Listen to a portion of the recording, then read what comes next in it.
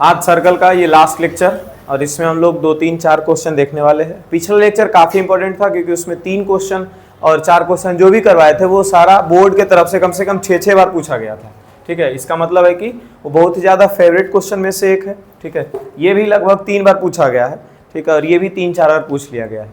ठीक है, जितना हम लोग सर्कल का क्वेश्चन किए हैं उसमें से लगभग क्वेश्चन जो है ज्यादा से ज्यादा बार पूछा गया है। ठीक है, और वो अच्छा क्वेश्चन के अंदर आता है जो सर्कल के ऊपर बहुत ज्यादा टफ भी नहीं है। जितना क्वेश्चन हम लोग देखे हैं सर्कल में, हमको लगता है 1 या 2 क्वेश्चन अगर टफ लगा तो लगा, बाकी सब क्वेश्चन के ऊपर लगता है कि हाँ अगर यहाँ से शुरू कर लिया जाए तो काम बन सकता है। जैसे कि इसी क्वेश्चन को अगर हम देखें तो बोल रहा है prove that opposite sides of A quadrilateral circumscribing a circle subtend supplementary angle at the centre of the circle. शुरुआत का चीज भले नहीं समझ में आ रहा है अपोजिट साइड क्या क्या बोला, लेकिन यहां से समझ में आने लग जाएगा। क्वाड्रिलेटरल सर्कमस्क्राइबिंग ए सर्कल मतलब सर्कल को घेरने वाला एक क्वाड्रिलेटरल, इतना बोला।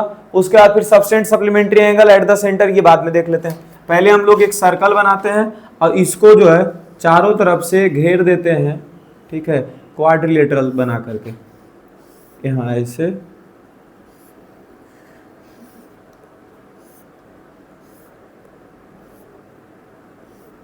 बना दिए quadrilateral.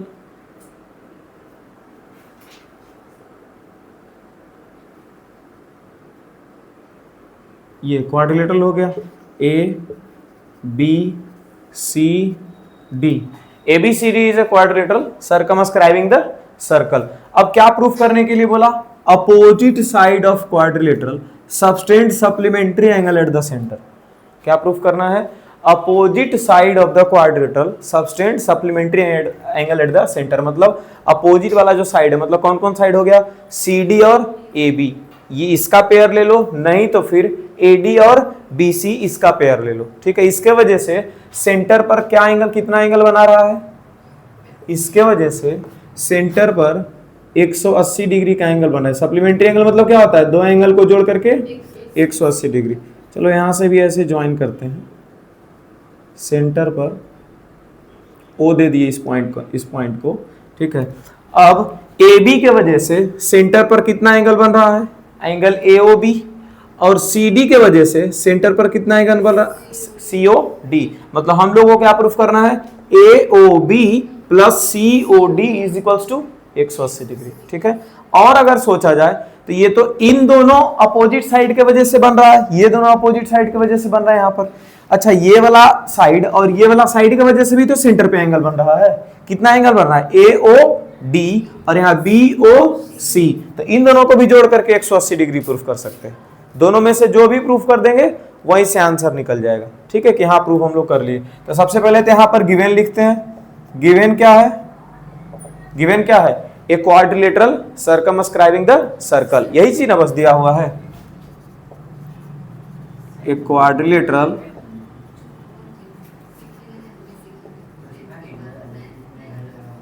Circumscribing the circle. To proof क्या करना है? तो प्रूफ करने के लिए क्या समझ में आया है? AOB और COD, एंगल AOB और प्लस एंगल COD। अब इसको प्रूफ करने के लिए हम लोग को क्या इस्तेमाल करना पड़ेगा वो सोचते हैं। तो टेंजेंट दिया हुआ है, तो हम लोग 1-2 चीज तो जानते हैं टेंजेंट के बारे में ऐसे क्लियर कि टेंजेंट और ये रेडियस के बीच में 90 डिग्री का एंगल बनता है। सबसे पहली बात ये at the point of contact के पास। ठीक है, दूसरा चीज हम लोग ये जान रहे हैं कि टेंजेंट का लेंथ इक्वल होता है। और हम लोग जान रहे हैं सर्कल में क्या, कि टेंजेंट जो है सेंटर पर इक्वल एंगल सबटेंड करता है। ऐसा पढ़े हुए हैं कि tangent subtend equal angle at the centre, ये चीज। अच्छा, और यहाँ पर सेंटर का ही एंगल के बारे में बात हो रहा है। यहाँ पर सेंटर पर ही एंगल बनाने की बात की गई है। ठीक है, तो हम लोग वही वाला हम लोग थ्योरम सोच लेते हैं कि यहाँ पर पहले ज्वाइन कर देते हैं इसको। देखो, अगर ये है एक सर्कल, यहाँ से ये गया टेंजेंट। ठीक है, ये गया टेंजेंट, तो क्या करते थे? इसको ऐसे ज्वाइन कर लेते थे, इसको ऐसे ज्वाइन कर दिए। ये दोनों क्या होता था? रेडियस। और अगर इसको हम ज्वाइन कर लें तो ये वाला एंगल होता था इक्वल। इसको बोलते थे angles are equally inclined at the external point. क्या बोलते थे? Angles are equally inclined at the external point. और इस चीज के बारे में क्या बोलते थे? ये दोनों एंगल भी इक्वल होता था, तो इसके बारे में बोलते थे एंगल्स ये tangent subtend equal angle at the centre, इसके बारे में क्या बोलते हैं, tangent subtend equal angle at the centre. तो क्या ये एंगल, ये कॉमन लाइन और ये रेडियस के बीच का बना हुआ है, तो क्या हमको इसमें रेडियस खींचने का जरूरत है, कहां पर रेडियस खींचने का जरूरत है, पॉइंट ऑफ कांटेक्ट तक, ठीक है। तो यहां सेंटर से एक ऐसे खींच दिया गया रेडियस पॉइंट ऑफ कांटेक्ट तक, उसी तरह से इधर भी खींच देंगे सब जगह, यहां भी खींच देंगे, ठीक है। इनको इसको ऐसे डॉटेड लाइन से नहीं, इसको ऐसे कर दो, और ये मत समझ लेना कि ये डीवी स्ट्रेट लाइन है, ये नहीं समझना है, डीवी स्ट्रेट लाइन नहीं है, ये डी से ओ तक आया है और इधर ओ से सी के पास चला गया, फिर ये ए से ओ तक गया, ओ से इधर बी चला आया, ये सीधा स्ट्रेट लाइन नहीं है, ठीक है। अब इसको यहां ज्वाइन कर देते हैं, इसको यहां ज्वाइन कर देते हैं। अब देखो, क्या ए इज एन एक्सटर्नल पॉइंट, ऐसा बोल सकते हैं, ए इज एन एक्सटर्नल पॉइंट, ठीक है, जिसके वजह से यहां पर एक टेंजेंट ड्रॉ किया गया है और एक टेंजेंट यहां पे ड्रॉ किया गया है, ठीक है। और ये देखो यहां पर जा रहा है सेंटर के पास मिलने के लिए, तो इधर वाला एंगल और इधर वाला एंगल दोनों हो जाएगा बराबर, इसी के जैसा स्ट्रक्चर, ठीक है, इसी के जैसा। देखो यहाँ है, ये यहाँ से एक टेंजेंट और यहाँ से एक टेंजेंट ड्रॉ किया गया है और ये गया सेंटर पे, और ये देखो रेडियस ज्वाइन कर दिए हैं, तो यहाँ का जो एंगल है और यहाँ का जो एंगल है, ये दोनों क्या है, बराबर है, कर सकते हैं ऐसा। अच्छा, उसी तरह से मतलब ये दोनों एंगल बराबर हुआ ना, उसी तरह से बी एक एक्सटर्नल पॉइंट है, यहां से ये टेंजेंट और यहां से ये टेंजेंट ड्रॉ किया गया है, ठीक है, तो ये दोनों एंगल फिर बराबर हो जाएगा। इधर सी एक्सटर्नल पॉइंट है तो ये दोनों एंगल बराबर हो जाएगा, यहाँ डी एक्सटर्नल पॉइंट है तो ये दोनों एंगल बराबर हो जाएगा। क्या चारों तरफ का एंगल जोड़ करके, एक पॉइंट का चारों तरफ एंगल जोड़ करके 360 डिग्री होता है? और देखो तो दो एंगल बार बार बराबर आ रहा है, तो एक एंगल को अपने मन से फिक्स करते जाएंगे, दूसरा एंगल का नाम बदल करके जिसके बराबर है उसके बराबर लिखते जाएंगे, तो एक ही तरह का एंगल दो बार दिखने लग जाएगा, 2 से डिवाइड कर देंगे 180 आ जाएगा, ठीक है। ऐसे करके प्रूफ कर रहे हैं हम लोगों को। चलिए शुरू करते हैं। तो यहाँ पर from an external point angles are equally inclined, ये चीज लिख देंगे, ये angle subtend at the centre are equal. अच्छा, इसका नाम भी हम लोग लिख लेते हैं, इसको लिख देते हैं एंगल 1 2 3 4 5 6 7 8। क्या चारों तरफ का एंगल जो आठवां एंगल है जोड़ करके 360 डिग्री लिखा जाएगा, लेकिन उससे पहले हम लोग क्या लिख लेंगे, एंगल 1 बराबर एंगल 8, एंगल 2 बराबर एंगल 3, एंगल 4 बराबर एंगल 5, एंगल 6 बराबर एंगल 7, ठीक है। तो ये सब चीज को लिखना है। कंस्ट्रक्शन यहाँ पे हुआ है थोड़ा सा, क्या कंस्ट्रक्शन हुआ है, तो ज्वाइन, इसको यहाँ लिख देते हैं P Q R S, join OP OQ OR and OS। हाँ, फिगर ये दिया हुआ नहीं है, फिगर खुद से सोच करके बनाना है, फिगर सोच करके चैलेंज यहां तक तो फिर भी कर लेता है तिरछा, ठीक है, ये वाला ज्वाइन करने के लिए भूल जाओगे क्वेश्चन नहीं बनेगा, ठीक है। ये जो OP OQ OR OS के ये अगर को नहीं ज्वाइन कर पाए हो और ये चीज नहीं सोच पाए तो क्वेश्चन नहीं बनेगा, समझ गए। तो ये चीज सोचना है इसमें। अब आते हैं प्रूफ पे, ठीक है, लिखते हैं tangent subtends equal angles at the centre.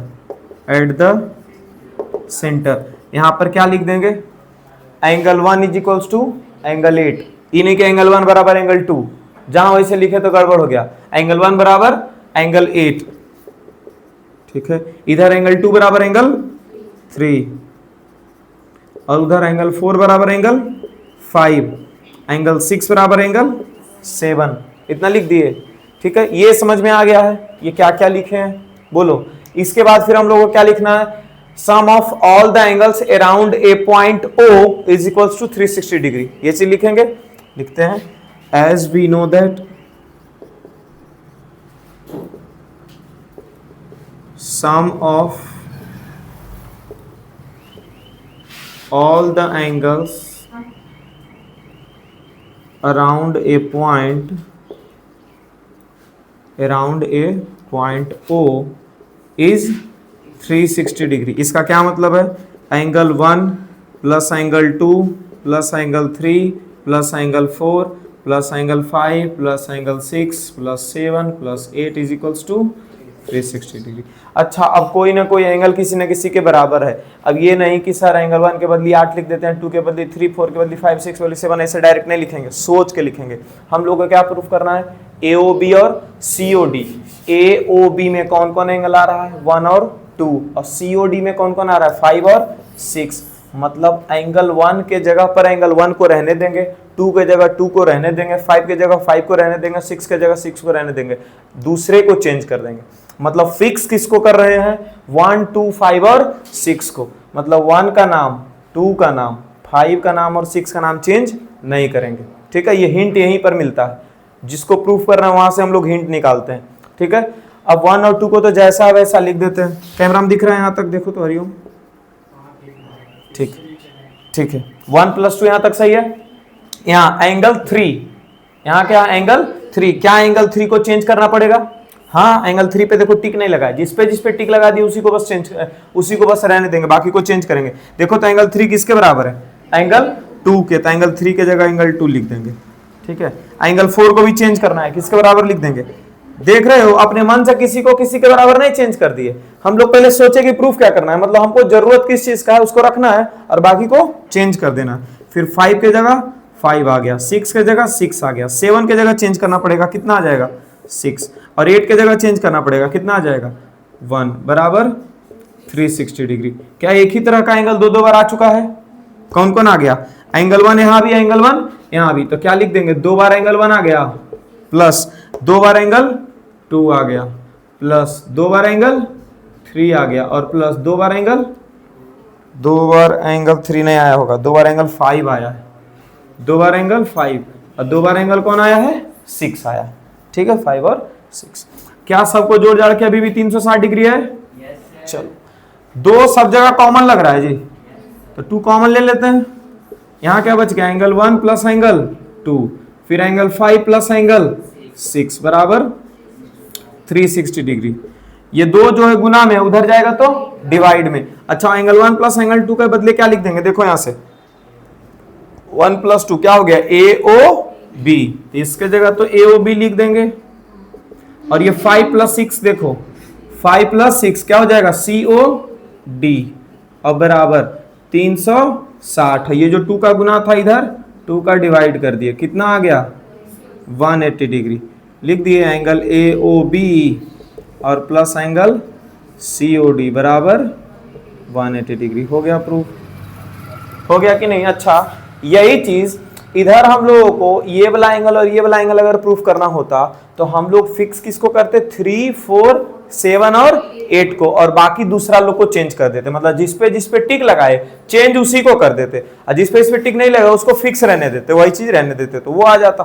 Clear है? तो लिख सकते हैं सिमिलरली BOC और प्लस AOD बराबर 180 डिग्री। हो गया प्रूफ? लिख लो।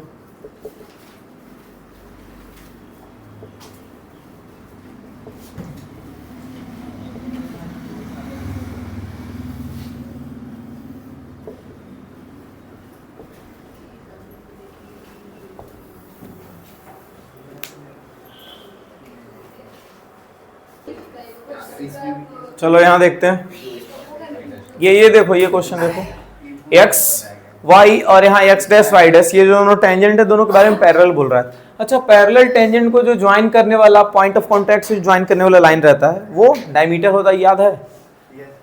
पैरेलल टेंजेंट्स को पॉइंट ऑफ कांटेक्ट से ज्वाइन करने वाला जो लाइन होता है वो डायमीटर होता है। शायद थ्योरम नंबर 6 में पढ़े हैं ये चीज।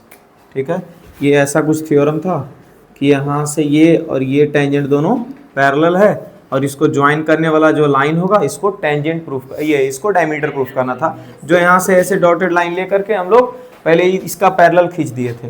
यहाँ पे 90 डिग्री है और ये दोनों अगर पैरेलल तो यहाँ भी 90 हो गया था। ये 90 है और ये दोनों पैरेलल है तो यहाँ भी 90 हो गया था, और 90 90 क्या हो गया? 180। तो सेंटर से पास करने वाला लाइन जो एक स्ट्रेट लाइन है तो उसको हम लोग डायमीटर ही तो बोलते हैं। ठीक है, ऐसे करके प्रूफ किए हुए हैं। मतलब कि हम लोग को पता है कि ये पूरा एंगल जो है जोड़ करके कितना हो जाएगा? 180, और हमको ये बीच का एंगल प्रूफ करना है 90। बीच का एंगल, यहाँ वाला एंगल यहाँ से लेकर के यहाँ तक प्रूफ करना है 90।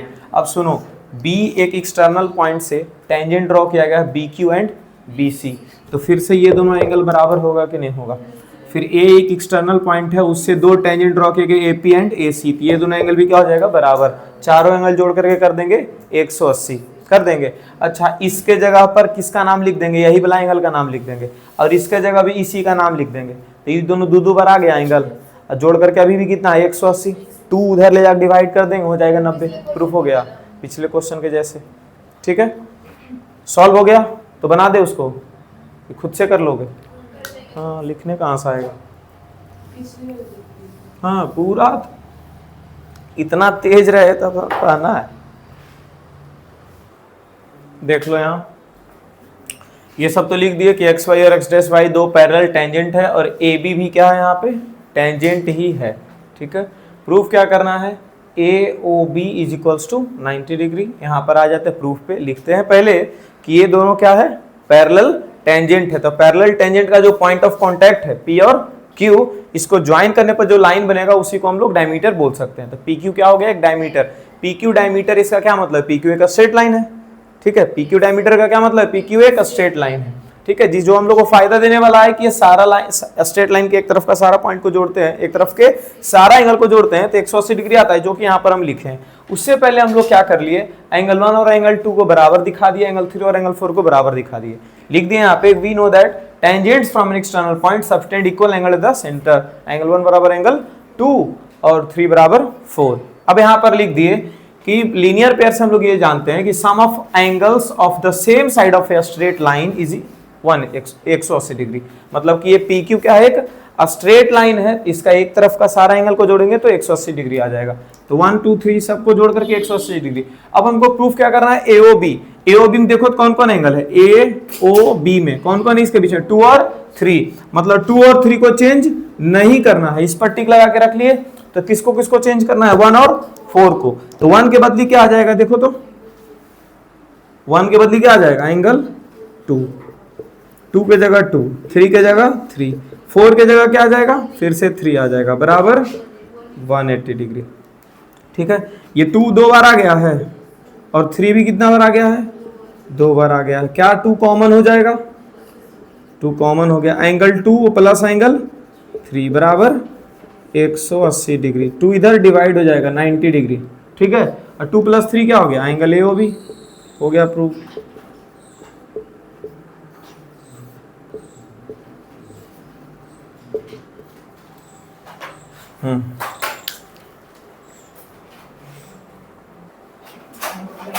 एक लास्ट क्वेश्चन सर्कल का, इसमें क्या बोलता है, the in circle of N isosceles triangle. एक आइसोसेलेस ट्रायंगल है और इसका इन सर्कल मतलब एक ट्रायंगल ड्रॉ करो और उसके अंदर सर्कल ड्रॉ कर दो, इसी चीज को हम लोग इन सर्कल बोलेंगे। ठीक है, ट्रायंगल के अंदर सर्कल ड्रॉ होगा, उसी चीज को हम लोग क्या बोलेंगे, इन सर्कल। लेकिन एक ऐसा सर्कल जिस सर्कल का बाउंड्री जो है ट्रायंगल के साइड्स पे टच होते रहना चाहिए। ठीक है, ये नहीं कि सर एक देखिए ट्रायंगल हम ड्रॉ करते हैं और इसके अंदर एक सर्कल ड्रॉ कर दी, ये नहीं। ऐसा सर्कल ड्रॉ करो जो ट्रायंगल के बाउंड्री को भी टच करे, ट्रायंगल के साइड्स को टच करे। ठीक है, तो ऐसा सर्कल को इन सर्कल बोलेंगे, इस सर्कल को इन सर्कल नहीं बोलेंगे। ठीक है, तो यहां पे एक सर्कल ड्रॉ कर देते हैं,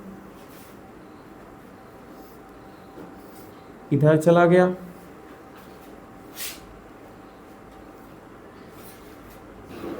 इधर चला गया, हो गया